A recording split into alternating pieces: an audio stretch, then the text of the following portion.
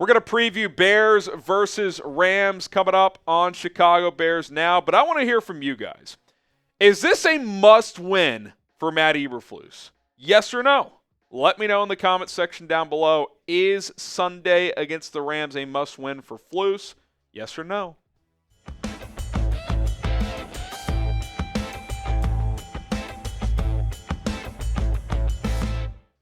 I'm Harrison Graham. Time to take a look at NFL Week 4 as the Bears host the Rams at Soldier Field, as the battle of 1 and 2 teams will commence at 1 o'clock Eastern, 12 Central this Sunday. And take a look at the Bears' journey so far this season.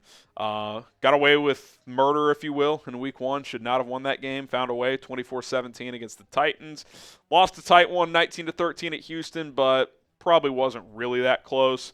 Considering the Texans fumbled inside the 5, and a really tough one in Indianapolis. I mean, that's one, if this season goes down, that was probably the turning point. But opportunity to get back to 500 today, or this week, with the win over the Rams. You look at the Bears' upcoming stretch here, it's a pivotal one. We've talked about it all week. Rams, who are super beat up, you get them at home. Panthers, who look better with Andy Dalton, but Adam Thielen's now on IR. They've got limitations on their roster. And then Jags in London, who look like a terrible team with a quarterback who has no confidence right now. So even though it's been ugly, you found a way to steal one against Tennessee. You're 1-2.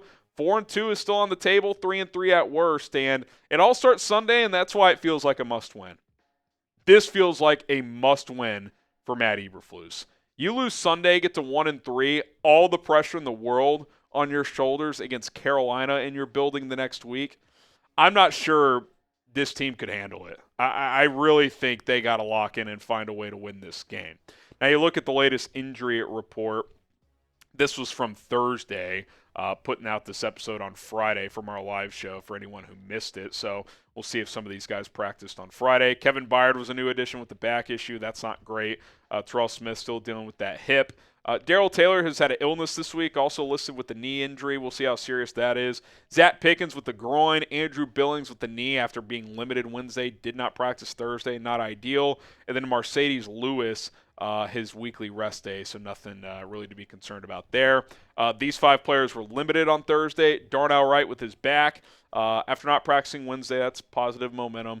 Braxton Jones with his knee. Keenan Allen with his heel. Hopefully he's tracking toward playing. Roma Dunze, new addition as well with the hip. He was limited. Monitor that.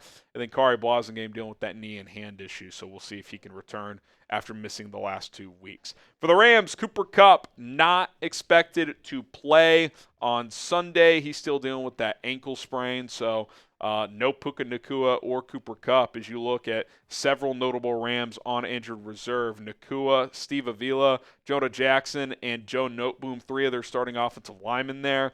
John Johnson, a starting DB, and Darius Williams, a corner as well. The guys on the Rams 53 outside of Cooper Kupp are pretty healthy, but they have several starters on IR, so they are nowhere near 100% as a team. All right, let's get to who has the edge in 8 key categories. Head coach, I mean, I don't want to be disrespectful, but, I mean, is there anything that needs to be said? It's clearly the Rams. I mean, Sean McVay is one of the best in the business. Matt Eberflus leaves a lot to be desired as a head coach. Now, the chess match of his offense versus the Bears defense, I think that's an interesting one. But head coach and really coaching as a whole, you'd be moronic to say the Bears have the edge here. Quarterback, love Caleb. It's the Rams, clearly. I mean, Matt Stafford, for my money right now, is the best quarterback in the NFC. He's making it work with not really a healthy team right now. Ton of backup linemen. I think they're on like their 3rd center maybe now, too. It's just been choppy.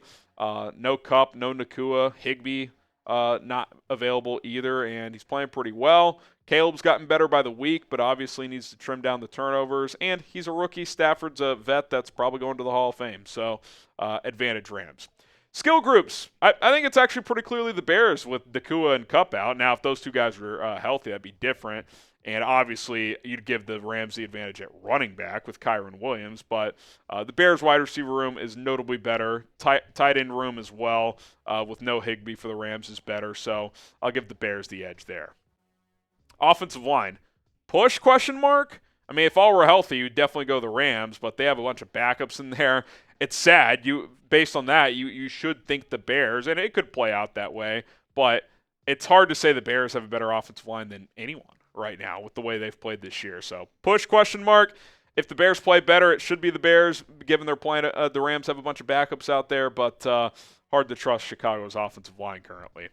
Get yourself a Caleb Williams jersey right now at chatsports.com/Caleb. We got the navies, the whites, the oranges all available. They're in stock at chatsports.com/Caleb. That link is available to you in the comments and description of this video. Get yourself a Caleb jersey, chatsports.com/Caleb. All right, let's go to the defense now. Defensive line, I almost put a question mark again. Push feels fair, though. The Bears have had some guys banged up during the week. We'll see who plays, who doesn't. Both the Rams rookies lead rookies in pressures, Braden Fisk and why am I blanking on that? Jared Verse. Thank you, Producer Cullen. They've been pretty solid. I think if the Bears are fully healthy and play to their max capability, they're better on paper, but I'll give it a push here. Linebackers, clearly the Bears. The Rams do not value linebacker. That's why they traded Ernest Jones. Now, they kind of plug and play, and they're serviceable there, but this is a clear advantage for Chicago. And I think the secondary is too, especially with John Johnson out for the Rams now. We'll see on Kevin Byard, obviously, but I still like the Bears secondary over the Rams. In special teams, I'll give the Bears a slight advantage as well. Punting and kicking game a little more steady up to this point in the season. And, you know, when you add a lot of those up, it's advantage Bears. But when you have the disadvantage at coaching and quarterback, that's kind of the equalizer, right? Matt Stafford and Sean McVay, Matt Eberflus and Caleb Williams, who, again, I love Caleb. Like, I'm higher on Caleb than most through 3 weeks. But compared to Stafford, I'll obviously take Stafford in this spot. So, you know, when you have a massive coaching disadvantage, that's tough. And I think we'd all be naive to say that the Bears have the better coaching staff here because, quite frankly, it's not even close. What is your confidence level in the Bears winning this game? Scale of 0 to 10, 0 being not at all, 10 being very. I mean, you'd be kind of silly to go above a 5, right? I mean, you're at home. Vegas has the Bears favored. So, you know, maybe it's like a 4 or 5. It's another 50-50 game, just like last week was. So we'll see if the Bears can play a little bit better. Coming up next, we'll get to the Bears' keys to victory, and then I'll get my final score prediction for you guys as well. But I want to remind you, we will be live on Sunday for Bears versus Rams. So be sure to subscribe, turn on notifications, and join us. Should be going live 10:45 a.m. Eastern time again for a 12 noon kickoff. So if you see this thumbnail, you are in the right place. Be sure to subscribe and join us here on the channel. All right, keys to victory for Chicago. Stop Kyren Williams. With how beat up the Rams are at receiver and tight end, yes, Stafford can still beat you, obviously, even if he's one-dimensional. It's just a lot harder if Kyren Williams can't get going. Tutu Atwell is the Rams wide receiver 1 right now. And he's speed demon. He can make some big plays, but I'll take my chances there. Slow down Kyren, keep him under 4 yards per carry, and make Stafford and these backup receivers beat you. Number 2, find some. I'm not even greedy anymore. Balance offensively. It's not as egregious as last week was statistically, although the Bears are so bad at running the ball against the Colts. The Colts are no longer the worst rushing attack in the NFL. The Bears are 31st in rushing, 72.7 yards per game.